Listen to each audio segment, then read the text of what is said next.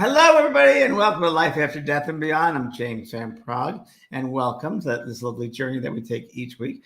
And I'm with my good friend Kellee White. Hi, Kellee. Hi, James. Hi, everybody. Welcome back home. Thank you so much. I so appreciate that. You were not with us last week. I was held hostage by my gallbladder, but Yes, now it is removed. The beginning of the eclipse, Kellee went into the hospital for... I did. Actually, that morning I went into the hospital, and it was funny, James, because I took the day off because I was going to meditate all day long during the eclipse.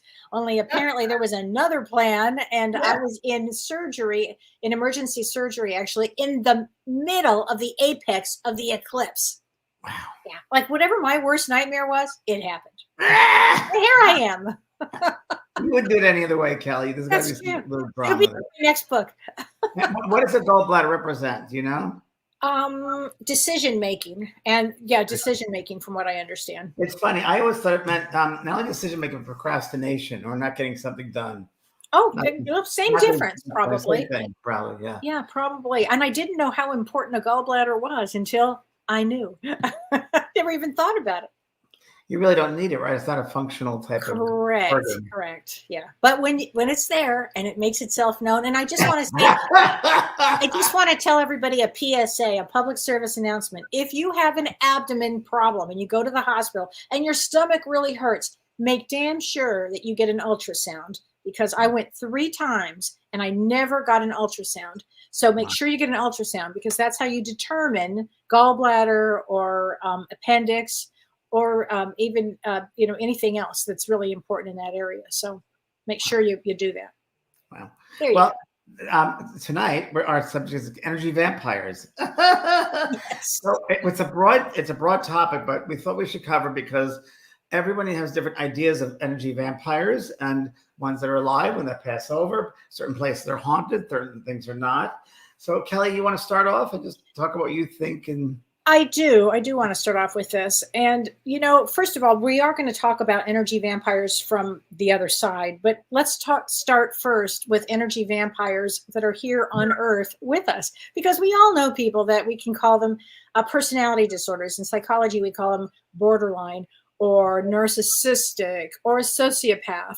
But they are an energy vampire, actually, is a real thing. And it has to do with, it's somebody who drains us. So if you are drained, and sometimes, by the way, they drain you intentionally. Like they don't have any remorse. They're conscious of it, and they don't have any remorse. Exactly. Now they're empathic. They just take from you. Truly, they'll just take from you. And then they're the ones that are really unconscious, that really don't know what they're doing. But here's what happens. You will, these are the signs that you've been around somebody that is an energy sucker from you. There's a constant form of negativity. Somebody who's always negative, and they will never say anything positive. And that's a big one. So that's draining in itself. Number one is so draining. Negative energy. You and I've been with you when you have said to somebody, stop already, stop being negative. Yeah. I can't handle it. I mean, and we'll talk about setting boundaries with these kind of things. But now this is for the people that are alive here. Also, they will have a lot of drama. So they'll they create like a spinning energy, is the way I've always described it. And they always have this unnecessary, they thrive in chaos. They just thrive in chaos. So that's really. It's a great way to look at it, Kellee. How did you get that? It's very true. They thrive in chaos. Exactly. I'm from Hollywood. I have a family. I mean, when I was working on Ghost Whisperer, different shows, they love chaos. A lot of these people in Hollywood love chaos. They do, because it makes them feel, James. It makes them either feel important, or it makes them feel connected. I mean, it's funny because we can all connect through love, but they connect through fear.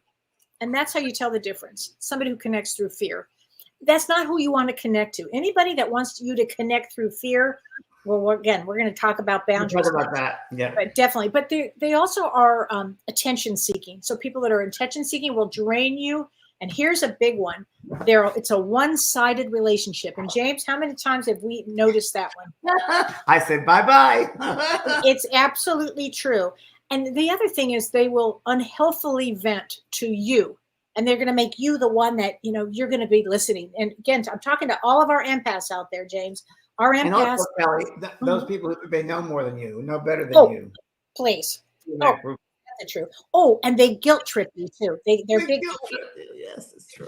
And so when you have that kind of, those are the kind of energy vampires that are alive around us to this day. And remember, they often have zero remorse. So they So don't. Kellee, it's also that there are some people that do that in the physical. They are consciously doing that to you. They know what they're doing. They manipulate. They do that. And then there are others who are unconscious, or as I say, sleepwalkers. They're That don't realize they're sleepwalkers. doing it. Oh my We've all gosh. experienced both of them. The kind that go like this: you never call me, you never come to see me. What's the matter? I mean, I could be dead here, that kind of thing. And you just go, Something oh, I did wrong. yeah, oh please. But it's interesting, James, because this is how we have to really learn how to set strong boundaries. So when you're with an energy vampire, just first of all, you name it as such. You have to get really, really clear in your own mind, because you have to take action for yourself. You have to be. Kellee, before you go into boundaries, can we just go back? I'm sorry, backwards a little bit, and just discuss certain symptoms that people know they're around energy vampires. Thank One you. of them is very prevalent. Is sometimes you get these headaches, and you get aches around the neck and the back of the head, and you're like, "What's going on with me?" Or you might get a sore throat, or you might feel just malaise. You might feel very, very tired for no reason. Like, why am I so tired all the time? And what's this headache that I have? And you might get negative thoughts. Or your back might go out. Or your back might go out because we're supporting others with our back. That's correct. And you would absolutely what you just said, sleep disorders. Sleep disorders. You personally might start to get cynical. Oh, I'm too late for that. That happened years ago. Yeah. No, I guess I would say I get impatient, which is a lesson I have to learn, but I get impatient with stupidity, with just people doing bad things. But the other thing is what you said, you might have a sleep disorder, you might have trouble sleeping, and you might all of a sudden start feeling fear, and you maybe had never, there's no reason to it. It happened last night when I was trying to sleep. I felt did. that. What happened? Well, this is really important that people know this, because I became aware of this probably within a year after my sister passed. Okay. And I felt her energy, and I felt a real sense of, and as a medium, we'll feel remorse, we'll feel resentment, we'll feel upset, whatever it might be. But I felt that some of that negativity, and she's in a very positive place, everything's good, but I felt she regretted a little bit of stuff. And I felt that for some reason, once I was trying to sleep or middle of sleep or waking up, and I felt the sense of regret. I was like, wait a minute, this is me. Now, it happened again when my brother became very ill. He's still ill, and he had cancer, throat cancer, and he's going through healing work now, but he's very much depressed and by himself. And I pick up one day I'm watching television, I'm like, I feel so depressed and so down, and that's not me, that's not my energy. Whose energy? And I realized, wow, it's my brother's, and the other one was my sister's, which shows me, and I believe that we are a soul group, all of our siblings. And when they go through something where they pass out of the physical into the spiritual, part of us goes with them, I think. I agree. And I think with my brother, I was feeling that energy. But the most important thing to do is to be able to discern between your own energy and that of someone else's. It's really, really important. Well, how do people do that? Well, the best way to do it is I always go back to it took a while, but I go back to a point of joy. Because I'm a pretty happy person. I'm a pretty joyful person. And if I'm not in that little simple joy part of myself, like, why am I not feeling that right now? Because I'm usually pretty happy-go-lucky per se. And I know it feels foreign to me, this feeling depressed or going down. That's not me naturally. That's not who I am. I can tell you how many times it has ever happened. So there was a wonderful psychic by the name of Kathleen Ray, one of the first very psychics I went to see when I was probably about 19, 20 years old. And she was up in Northern California. I'll never forget what she said. It stuck with me. She's passed over now. She had a wonderful book called The Psychic Is You, still available, by the way. And she said to me, we're all antennas. We're all radios. Think of yourself as a radio, constantly receiving and giving out signals, receiving, giving out signals. Now she goes, the hard part is when you receive signals as an empath, as a sensitive, you receive these signals, but we're not always sure whose energy, whose signal it is. Is it our signal or is it our mother's, family member, someone we're married, partnered with? Whose is it? And so that's really important, that, again, to know thyself, to then know thyself be true, know who you are. And be able, I practice, by the way, I will practice throughout the day when something weird happens, whether it's in a parking lot, whether it's in a store, whether it's a gas station, whether it's at a dog park.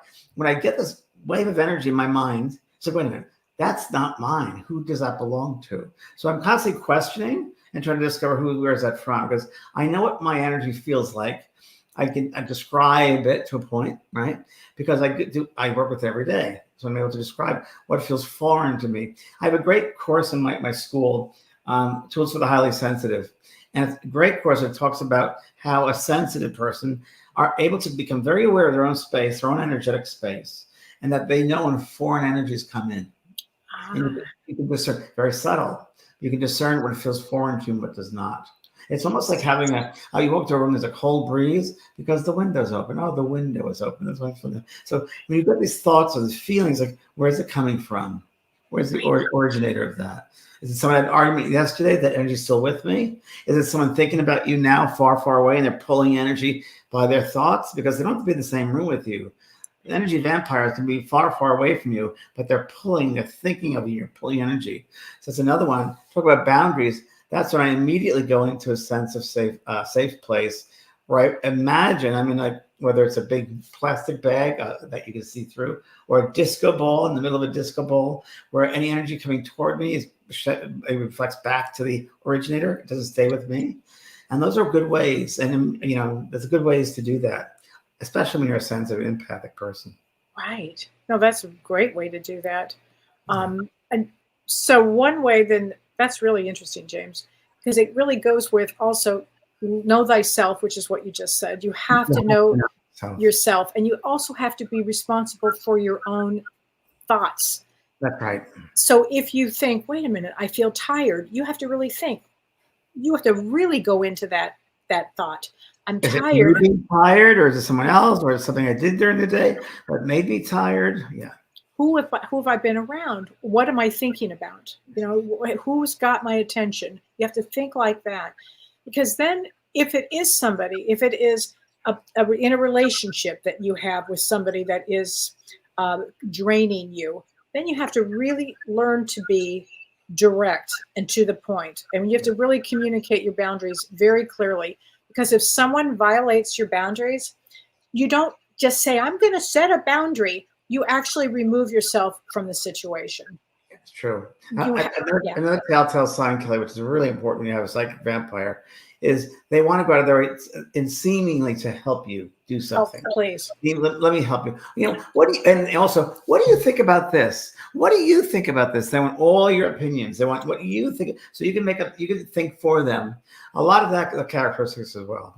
Oh my gosh. And James, have you ever heard of contagious energy? Like you and I can talk about, the joy is so contagious in people. Yes. Well, negativity is also contagious. It's an energy. It's an energy that comes out of radiates out of somebody, the negativity. And it's contagious. It's like catching COVID. It's contagious. Yeah. So you have to really, really watch your energy. How do you feel about putting a white light around you, James, or if you're around? I do it every day, Kellee. I do it every morning. I will program myself, because as you said, we're all energy just emanating, and our thoughts really are taking that energy to another place and materializing with their thoughts. And it really is the emotion behind the thought that makes it happen. And what I do every morning is I'll take a shower, and then I imagine after the water is clean the physical body, then I'm going to cleanse my spirit body. And I just use my imagination, my mind journey, my imagination, that magical part of us. And I bring it down that light, whether it's gold or white. And I have the intention behind that thought that I'm going to bring down this light into my energetic being, right? How many layers there are.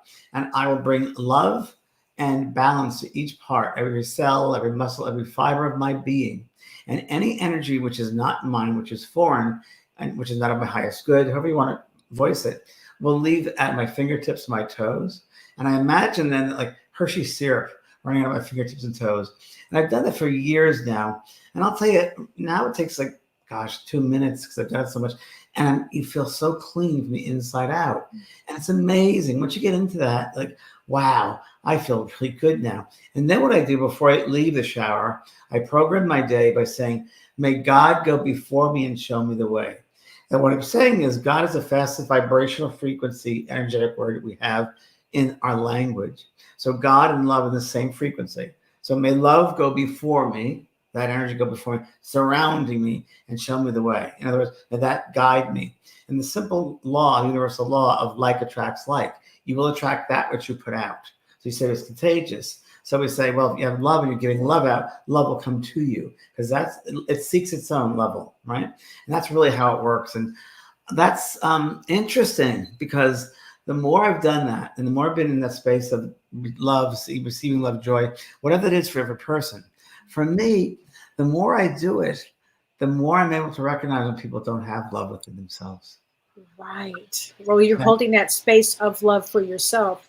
And you see that people are limited. They're not aware. They're closed down. It's like, oh, that poor person, but open up. And Right. But I see a lot. The more you do it, the more you're in that loving space, the more you recognize the, as you like to say, the duality that exists. Yes.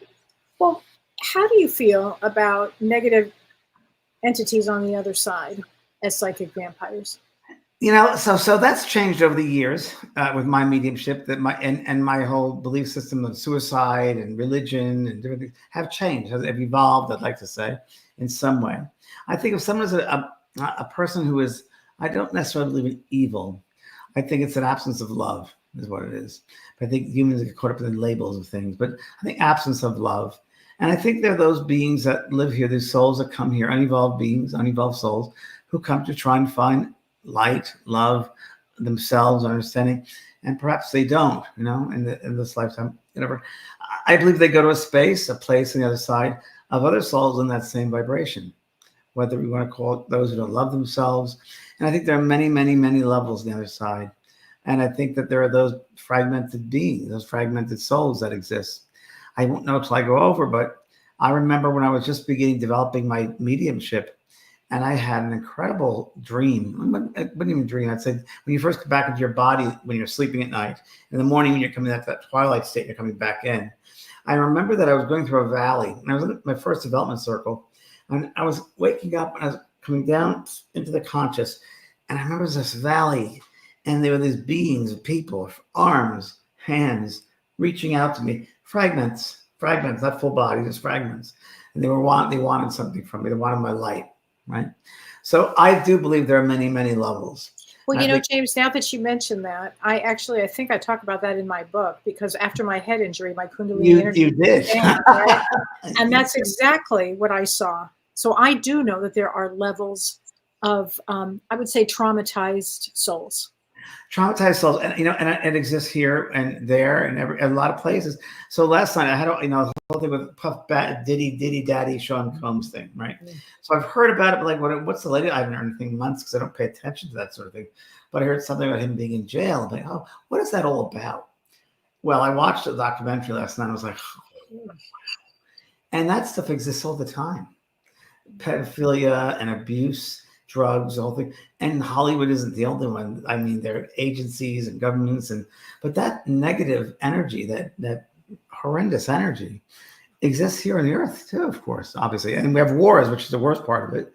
Yeah. But it exists. And when that happens to those souls and they pass out of the body, well, they go to that level which they understand. They won't go to a higher level because they don't have an understanding of that. They'll get that same level until there maybe will be an ounce of like awareness, if you will. Mm-hmm. But that was pretty traumatic. That's a very traumatic situation that just happened with P. Diddy. And you and I talked about it. We've talked about it, but it's more common, Kellee, than people even know about. Yes. More common than people know about. I mean, it's so weird. Yeah. It really is. It's awful. And people that are very well known, people will be very surprised. Yeah. It's very true. So let me ask you this, James. What about energy of places? Because I know you and I were in Ketchikan, Alaska, and we had gone there to this canning facility. It was a cannery, a salmon cannery or something. You're bringing that memory back. It was like a year ago now. Right? It was a year ago. And we walked out, and I kept feeling something was off. Like something was off. And it wasn't me, and it wasn't the group I was with. It was something really, really off. And then as we kept walking, I was getting like I was holding myself back. I thought, I don't know how I'm going to get through this.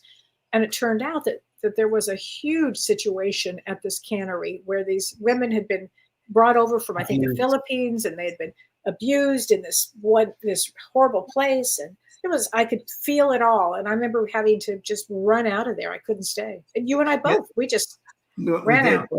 There's a thickness to the energy. Everybody Yes. can feel it. When you go into a certain space, you feel this does not feel balanced. It feels thick. It feels heavy. And you meet people like that too. But space and places, you bet. Totally. I went when I was a little boy. In my first book I wrote about this, there was a house called the Bell House, and it was in Bayside, Queens. I remember it was built probably 1800s, I guess. And it was kind of like a haunted house. But going back, I remember my friend Scott and I used to go there and just go through old papers and things. It was so, for little kids, it was great. But I remember feeling a sense when I walked into the doors or the window, I guess you say, a heaviness there. And found out much later on there were some real heavy acts, things happened. So certain places will retain the energy, right? There's certain energies, places will hold on to certain energies. And I got to say that many times, and I don't know this till I pass over because we're in a linear vibration, but the energy seems to be, we circle. It's almost like it circles back and forth. So I remember, we have a haunted place and things like that. Places haunted. To the degree I think there are, but I wouldn't say it like haunted like the human beings think. Because anytime you say haunted, you get freaked out and scared. That's not necessarily what it means, but it could mean a place that repeats this emotional trauma, right? Mm-hmm. I think it has to do with an emotional trauma or traumas that occurred and kind of burned that space. Like right? made a vortex. Made a vortex. Spinning energy. Yeah. Right. So a couple of times happened. I went to the Ford Theater with my friend Jordy, our friend Jordy, and for some strange, odd reason, nobody was there but Jordy and myself. And she said, go on stage and let's see what happens and take some photos. And Jordy's known for orb photos, or mediumistic. Well, there must have been thousands and thousands of orbs on that stage.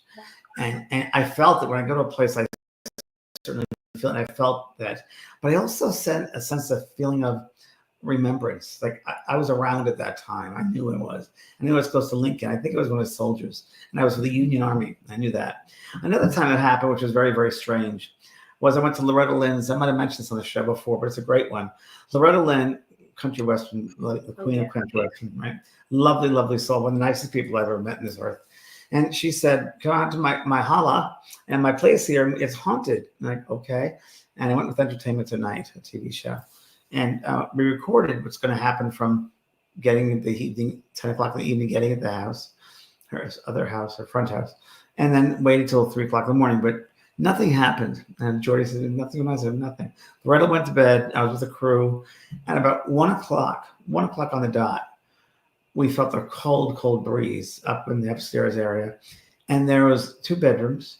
And I had visions really clearly, and so did Jordy, of these Civil War nurses going back and forth with white tubs full of bloody water. Yeah. And they looked over and they were amputating, some doctors were amputating soldiers' legs right there. And there were tons of them. And we found out in the morning from Loretta that this indeed was a place, like a hospital per se, setting of the Civil War. Oh, my God. So the trauma that was involved in that space, it can repeat, and you'll feel that. So you'll feel that. You feel it with people, you feel it with places, and you also feel it with objects, right? Let's talk about that. So is that psychometry? Psychometry is psychically reading, sensing the energy of something, a person, place, thing. And it could also be the psychometry, the history of the object. What do you feel about the history of the object? What do you feel it's been? So also, what do you feel what it's about?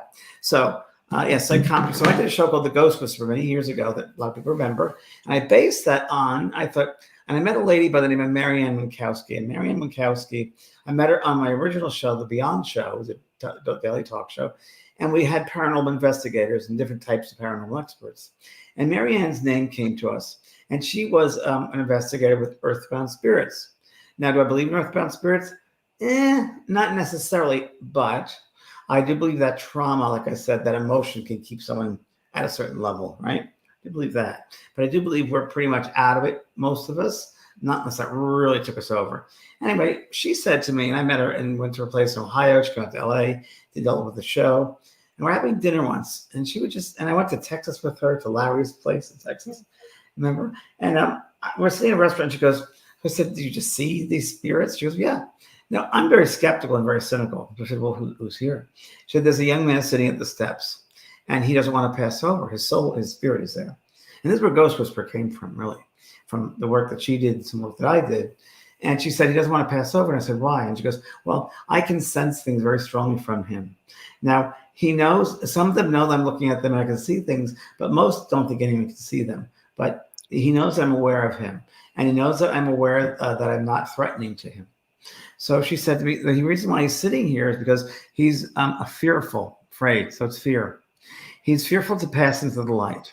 And the reason why is because he was raised very, very Christian, very much so. And he's afraid that when he passes the light, he's going to go to hell because he was homosexual, gay. Yeah. And then there was really interesting. We went around Universal Studios for the Ghost Whisper show, and I was with Marianne. I think it was an Entertainment Tonight segment. And I said, what do you get? She started naming names, and later we looked them up, and they were stagehands and electricians and different people who were so obsessed with their job at the studio that became their whole lives. They were kind of stuck there in memory.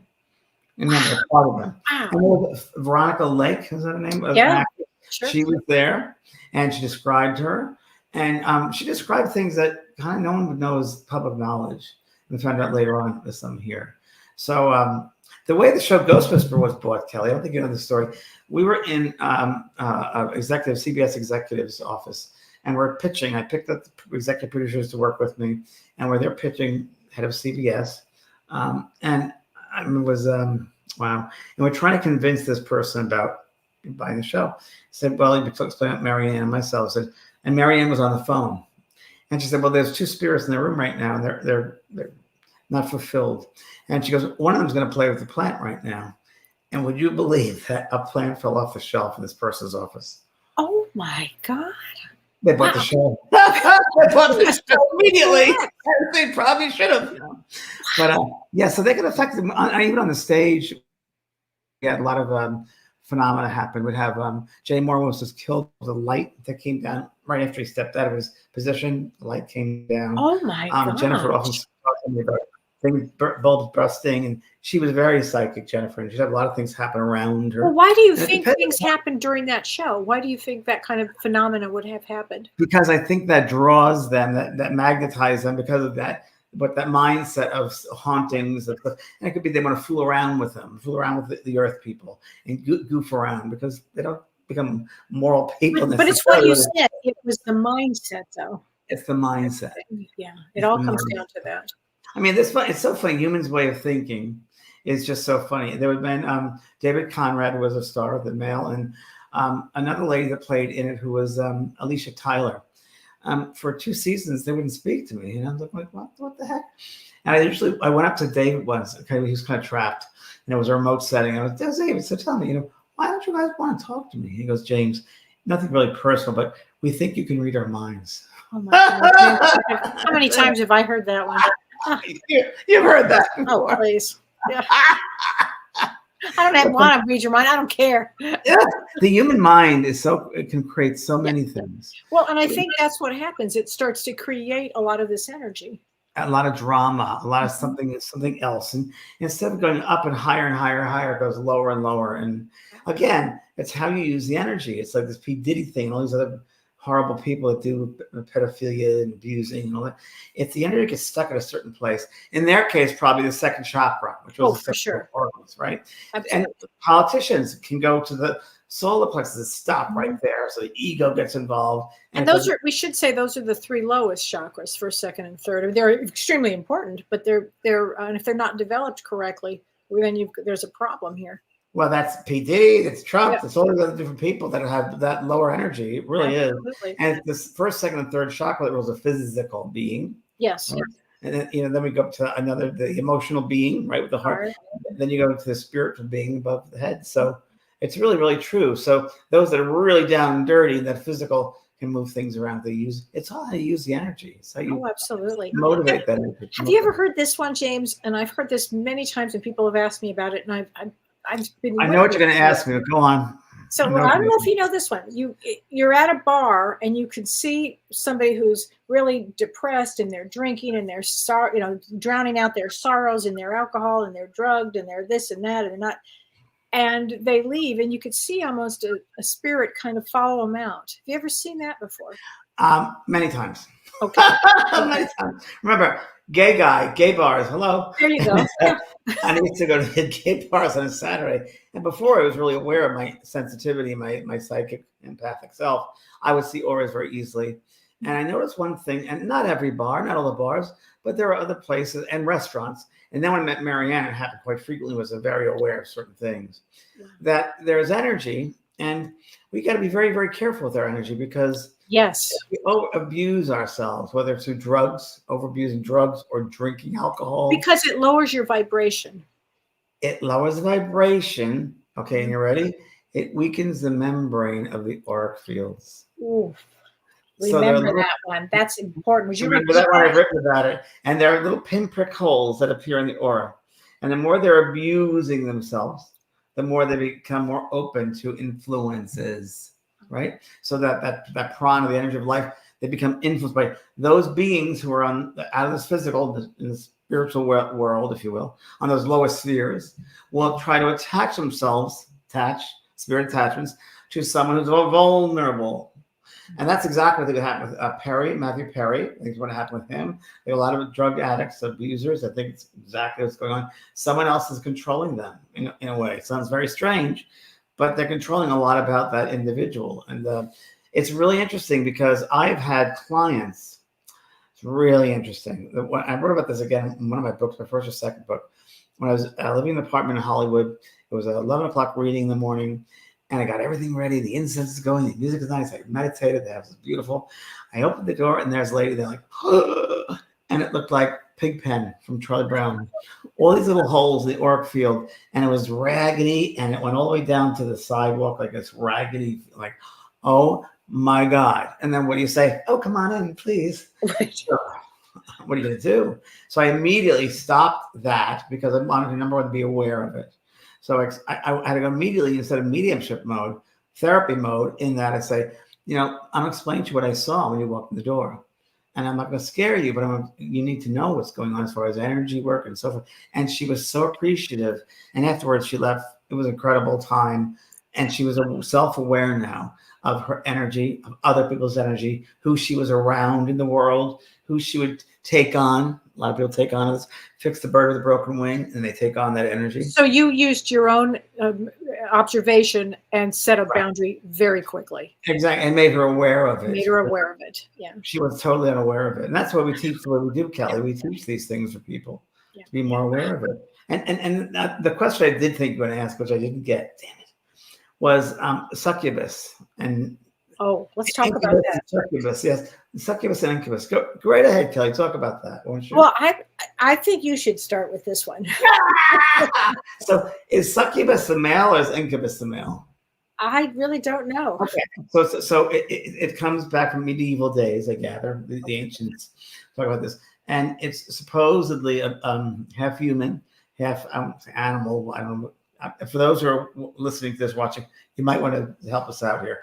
But I remember when I was first developing, I was, again, back when I was in my 20s, and I was opening up on higher levels, right? Sitting in the power, open, developing. And I remember that, again, when I woke up in the morning, the twilight state, I'm just getting up, and there was this thing. It was a male. So it was succubus and incubus, but it was on top of me. And I know it was very sexually oriented. And it was kind of like, how can I explain it to you? Monstrous sexual energy. It was like, and it felt weird. It felt really weird, icky, crazy. And I said, are you of God? And it dissipated immediately. So again, God and love are the two highest vibrational frequencies we have. And since everything is energy, it just dissipated that. So when you guys want to go into a room or a bar, so when I used to go to bars, I used to put light all around myself and all through the bar.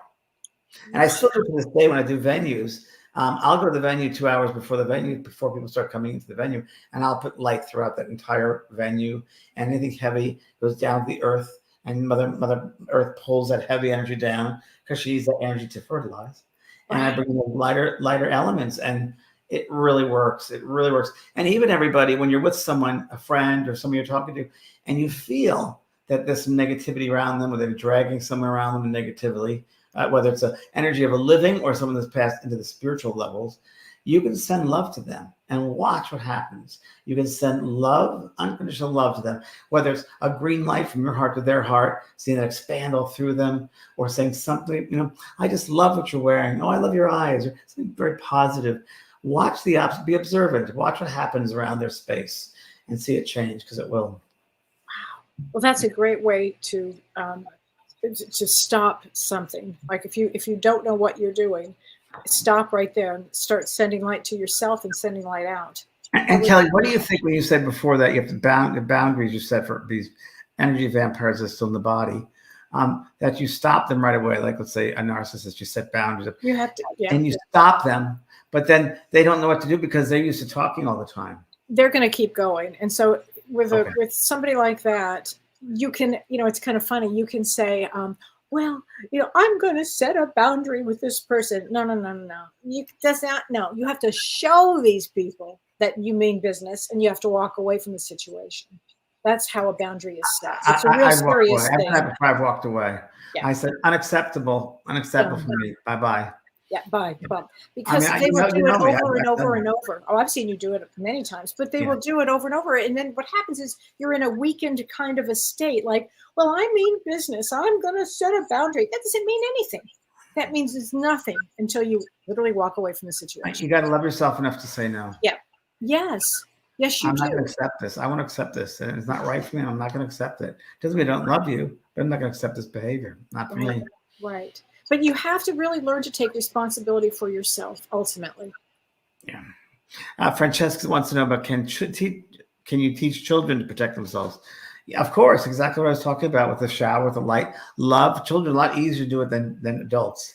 Love and fear. That's all we have. Life is a series of choices, either love or fear. It's unfortunate that we're surrounded every day in society by fearful things. Oh, yeah. That's why I stopped watching the news, and I don't do much social media stuff except my Facebook page and a little bit on the platform, but nothing heavy duty, because no, thank you. I don't think that's right. Not for me.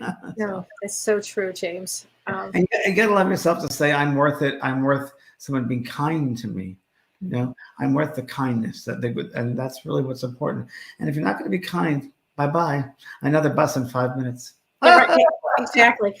Let me ask you about Ouija boards, because I know we were going to talk about Ouija boards. What are your thoughts on the Ouija? Okay, so we have different opinions on that, which is great. And I just think, again, it's what's the intention behind it, or anything. So any divination tool, it's always the intention behind it. I think it's an excellent divination tool if used correctly, if used responsibly and the right way. It can be incredible, just like scrying water, just like psychometry, just like the pendulum. Or table tipping. Table tipping, astrology. These are all divination tools to tune into knowingness, right? But it's unfortunate that Hollywood has taken aspects of it and made it horrifying and scary. And that's what's out there. And I started developing on a Ouija board and did really, really well with that Ouija board. And I'll tell you, now I don't even need it because, of course, it goes 5 minutes and I already know what they're saying. I'm not spilling it out. I'll tell the message, right? But I think it's a way in. I had a psychic once in my 20s, another psychic, who read with a Ouija board. And she used to say, she was not paying attention to letters. It would help her tune in by moving the planchette around. And she said, people like you, and before it was known as a medium, just, you're such a sensitive soul. You have many abilities. You have many gifts. It makes schools for people like you. But, you're really a comic. She goes, you're really a funny person. You could be a stand-up comic. And she goes, and you can also talk to dead people. Just saying. And she goes on. But it was a knowingness. It's a divination. And I have some incredible experiences. But you were older then with it when you started. I was older, of course. That's maybe the difference. Yeah. Very big. It's not a game. It's not a game. It's not a game for kids. It's got to be respected. It's got to be responsible. But, and either it's the rosary beads. I mean, either it's lighting a candle. What is your intention behind lighting that candle? Is it about keeping away evil? Or, again, you're opening your mind to evil, that reality of evil. I just think you have to be careful of what instruments you use to open up to the light, to love. Humans are very fearful. Fear only exists only here in the human vibration, not in the spiritual vibration. So the more spiritual vibration you're aware of and you're part of, the more love you'll have in your life and less fear. Yeah. Just saying. No, I get you. I know, and people are asking me what my take is on a Ouija board, and You don't like Ouija boards, but you I have a don't. whole different life experience than I did, Yeah, I Kellee. had a different life experience You with got things flying around the room like the fire. You're I the fire starter. had a big problem. So yeah, nope, I do But not. that also was energy that was not harnessed correctly. That was not harnessed Yes, right. and It did mine better. well, and my mom just said, here you go. Here's a Parker House game for you. And I'm like, well, this is some game. Woo! Off to the races I went. Yeah. So, Kellee, what do you think about ritualistic work? Which kind? Like All ritualistic? different types of rituals. Like I'm going to tell you all different types of rituals, whether it's dark, black rituals, black, they call them black rituals, dark rituals, light rituals, religion rituals, mass, temple. Again, it's the intention behind it. Ding, ding, ding, ding. It's the intention behind it, because I love, lighting candles and having my crystals, but my intentions are very pure when I go to do all of that. It's exactly right. I agree with you. It's a ritualistic. I think rituals are great, but what's behind them? What is it about? So when I light incense or I light a candle, I imagine a room filling with this beautiful light energy and opening up that space to a higher frequency of love. Yeah. And I know as I'm lighting that, I'm sharing. I do crazy. I'm a crazy person. You know that. So when I light something, I was like, oh, light from me, light the whole space through this candle, or something that creative and imaginative. And I'll go throughout, the time that's lit or the incense is lit, and have happy thoughts and imagine some beautiful, pretty things. I play nice music, fun music, to bring high vibrational music. Dancing, I dance. It's fun. You sing? Yeah. I sing. I tell myself funny jokes, which I think are funny. Right. They are funny. And the other thing is we laugh a lot too. We do laugh a lot, and that makes the vibration go up a lot. Exactly right. Exactly right. I mean, we can go through all kinds of stuff, and we're still laughing about it. Well, people see that I'm doing my demonstrations, which I'm doing next week in New Jersey. We'll talk Let's about talk later. about that. Okay. Okay. Segue. Yeah. I'm leaving on Wednesday. I'm going to Philadelphia. It's a city outside of Philadelphia, and I'm doing a demonstration there. And it'll be this Thursday night. Okay. And then I head to Asbury Park. I think Saturday, Asbury Park, New Jersey. Wow. And hopefully Bruce Springsteen will be there. And then I go to Bergen County up in Newark, Bergen Pack, and that's next week. So it's on my website, vanpraagh.com. And it's really the first time I've been out since Kellee and I were in Chicago, but I've been by myself since, even before COVID. Yeah, for a long time, James. Many years. So, this ought to be great for you. It's going to be so fun. And for you people that haven't seen James in person, oh my God, you're so lucky. It's going to be a wonderful experience. A lot of people say to me, God, you're so funny. You're so funny. I said, well, and I told them later, I said, there's a reason why I'm funny, because I'm setting up the space. So when I come out on stage and say New Jersey with Bruce Springsteen, because it happened to me like 3 or 4 years ago. And I love Bruce, right? Always have since I was 18. And the stage manager said to me before I went out, Bruce Springsteen comes here all the time. And he sits in F101. I'm like, really? Oh, let's see if he's here. He would be there. But I remember that it was a really cold winter. And everybody in the East Coast was so bombarded with snow and freezing. And this is their first outing. And they're all sitting in the audience with these overcoats on. They're like heavy. And he's like, oh, geez, I really got to open up this energy, because we got to bring in the highest of frequencies. So I ran out and I'm like, hi, New Jersey. And I heard Bruce Springsteen might be a Bruce. Are you here? And I ran down the aisle to F101 and said, you're not Bruce. And Bruce, are you in the back? And I ran all around that theater. But who is this crazy guy? And went on and get up on stage and clap. And they're laughing. And I said, I guess not. Now, why do I do that? I do that to break the energy. I do that to bring the vibration. Laughter brings that energy up to a higher frequency. And we as mediums need to raise our frequency to a higher vibration so spirit can slow down theirs and meet us halfway. That's medium. So I do that. And it also alleviates nervousness and fear for people. When they say, oh, he's kind of a funny, wacky guy. I find him funny. I'll be interested. And I'm, as you know, so down to earth with it all. They're like, wow, that's really interesting. And I throw in some jokes, but very good humor. Maureen Hancock, my good friend who's a medium, uses humor a lot. And it's done in an appropriate way that it helps people to lighten it up and to not take everything so seriously and realize the bigger picture, if you will. So true. It's shifting the energy. So true, James. Oh my gosh. And you also have Mediumship 1 coming out? We just finished Mediumship 2 registration. That went really well with people. And Mediumship 1 is how it all began for a lot of people. And they started their journey on my school years ago, Mediumship 1. And we've changed it a little bit. We've enhanced it. So that's available now too at my school, the JVP School of Mystical Arts. And it's an ongoing situation. And we're giving a tarot card course is coming out in the middle of the month. So that'll be the next big one. That's exciting. That's going to be such a great class for people. Oh, it's so great about divination. Wow. So that'll be coming out. We'll talk about that next time. And what are you up to, Kellee? Well, I still have my book. Let's see. Cracked open. Yay! Everybody I know loves it. Everyone. Thank you so much. That really happened to Kellee. Yes, it really happened. Somebody today referred to it as the eat, pray, love of spirituality, which I thought that was so sweet. That's pretty great. I think that's pretty right on. That was wonderful. Thank you. And Janelle Campbell and I are teaching a class on angels and archangels on December 6th. It hasn't been announced yet, but I'm announcing it now, and it'll be out in about a week or so. Oh, that's great. That's great. I think you and Janelle are so great together. My gosh. And you loved the Starseed course. Remember that? Oh, my God. That was so fun. Yeah, we've got a lot of things planned for next year, too. So that's great. It's great. All good. Very good. Well, thank you. Thank you, everybody. And thanks, Kel. Thank you, James. And thanks, everybody. Oh, Cheryl says my book. Yes, please do. And I'll see everybody on Thursday night at 7 p.m. Central Time. Can we ask you anything? Ask me anything. You can ask me anything. I'll tell you all about my gallbladder. Thanks.